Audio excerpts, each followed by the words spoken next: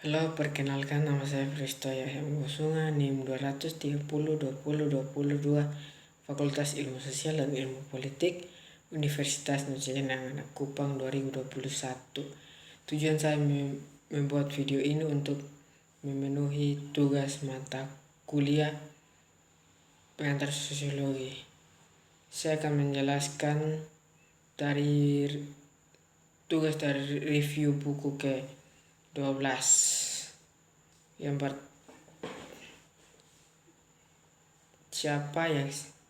Langsung saja, siapa yang sekarang membaca Ginsberg? Abstrak bab ini menetapkan pertanyaan-pertanyaan kunci yang dieksplorasi dalam buku ini, terutama apakah sosiologi dapat dikatakan telah berkembang dan berkaitan dengan asumsi bahwa keinginan untuk ketenaran yang langgeng adalah kekuatan pendorong bagi akademisi. Apakah ada alasan untuk mempercayai hal itu? Pekerjaan kami berkontribusi pada proses ini. Pertanyaan-pertanyaan ini muncul karena beberapa sosiolog yang terkenal pada masanya hampir dikenal saat ini, sedangkan ukuran konvensional dari kesuksesan akademis diragukan validitasnya. Penjajahan pertanyaan-pertanyaan ini kemudian diatur dalam kerangka autobiografi, yaitu dalam lebih dari 50 tahun penulis telah menjadi sosiolog Inggris. Periode ini di mana disiplin dan para akhir tidak hanya berkembang pesat tetapi juga mendapatkan penerimaan resmi. Sekarang, jika tokoh-tokoh yang jelas penting pada masanya seperti Ginsberg dan McCreek dapat dengan mudah dilupakan, apakah nasib yang sama menunggu para sosiolog terkemuka saat ini? Akan nama mantan kolega saya, Mike Seif, yang saat ini memegang kursi putih Martin Lille di LSE.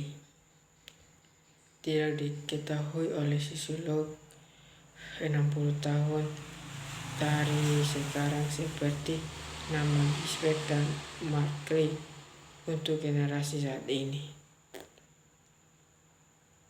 Dan jika memang itu yang terjadi, apakah itu penting? Saya mengajukan pertanyaan karena itu berkaitan dengan bagaimana kita.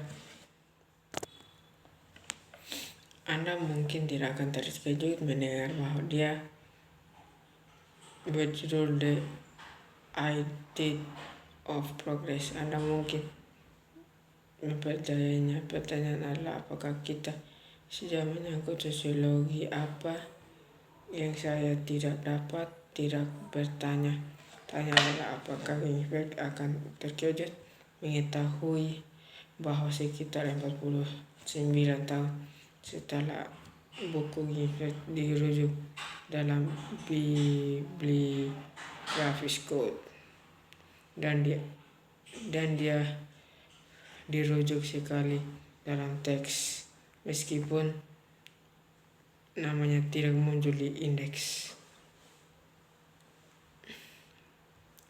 Seharusnya jelas bahwa dalam berbicara tentang kemajuan disipliner, saya tidak membuat asumsi tentang kemajuan masyarakat karena kedepanan tersebut melibatkan kriteria yang berbeda. Jadi sementara kemajuan disiplin merujuk pada kemajuan dalam pemahaman, kemajuan masyarakat akan melibatkan penerapan kriteria moral.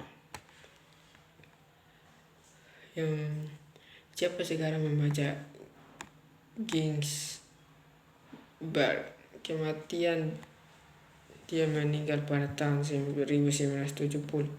Dia dilupakan bahwa tidak ada lagi yang membaca buku atau artikelnya. Apakah dia akan kecewa? Akankah kita jika nasib yang sama menimpa kita? Ini adalah pertanyaan yang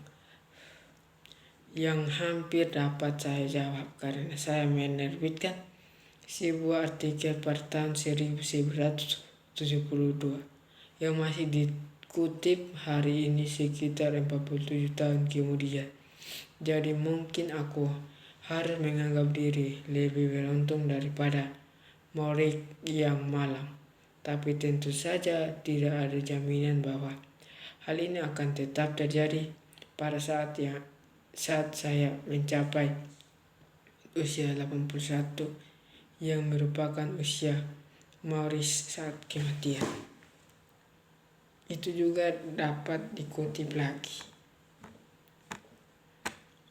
Campbell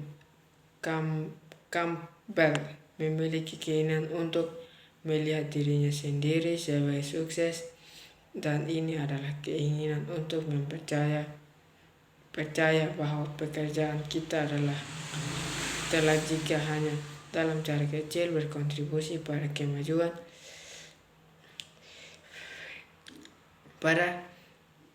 kemajuan disiplin, dan untuk percaya pada dasarnya bahwa kami telah membantu untuk maju. Inilah yang bagi banyak dan kita melakukan apa yang kita melakukan sebagai panggilan, yaitu seperti yang dikatakan Weber bahwa kita hidup untuk daripada hidup hari disiplin dan dengan berpegangan pada kebenaran.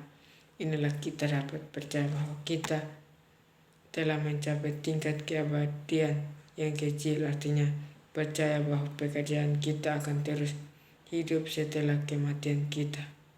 Ini belum tentu untuk menegaskan bahwa kami percaya para ahli sosiologi di generasi yang akan datang masih mengutip karya kami. Bagaimanapun juga nasib Maurice Gibbs serta nasib Mark tidak dapat serta-merta diartikan bahwa pekerjaan mereka tidak memiliki efek yang bertahan lama pada kedisiplinan, tetapi hanya pekerjaan yang mereka sebut akan dibangun meskipun hanya dalam cara kecil pada pencapaian kita. Siapa yang tidak membagi Ginsberg menjadi benar? Terlihat pertanyaan ini dari sudut pandang pribadi saya tergoda untuk menjadi benar, untuk bertanya apakah kolega saya yang lebih muda memiliki pemahaman yang lebih baik tentang masalah inti dalam disiplin daripada yang saya miliki pada usia mereka.